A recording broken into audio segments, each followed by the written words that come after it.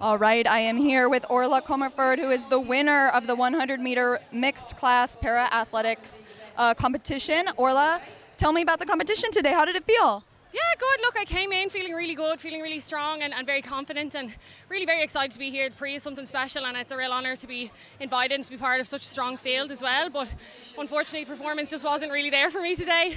I had a really bad stumble out of the blocks, but no excuses. Just go back to the drawing board, make sure that when we step out next time, we're looking towards those personal bests, world records.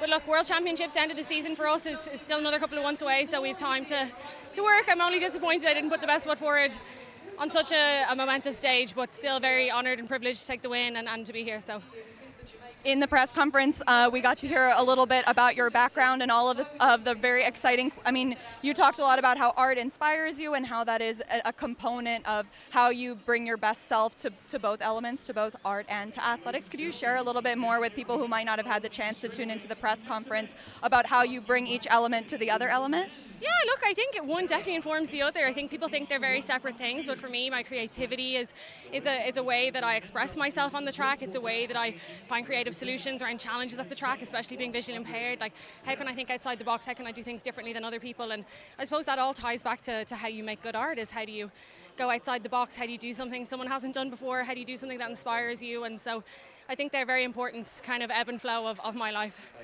So obviously you had a phenomenal Paralympics, and now looking forward, you described the types of goals that you have set. What are those big goals specifically? Yeah, look, I think all of us in our class at the moment in the T13, we're all looking at that world record, we're all looking at gold, and I do really think the rising tide brings up all boats. Like, do you know what I mean? Like, we're all very ambitious, we've all worked very hard, and I think those times are getting faster and faster and faster, and that's a good thing. Pushes me in training, it keeps me humble, it keeps me honest, so I think it's really, shoot for the stars, and if you land on the moon, great.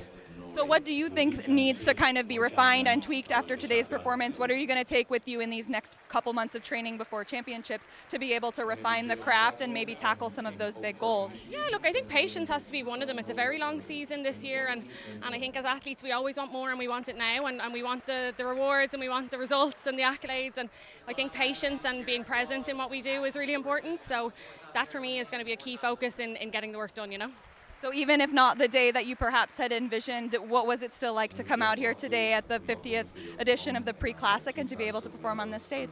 It was brilliant. It's a real honour, and I hope it's not my last time here. It's a great track, a great crowd, a great audience. Everyone at Pre just puts on a real spectacular show, and it's a real privilege to be a part of it. So thank you for having me. Wonderful. Congratulations. Have a good one. Thank you.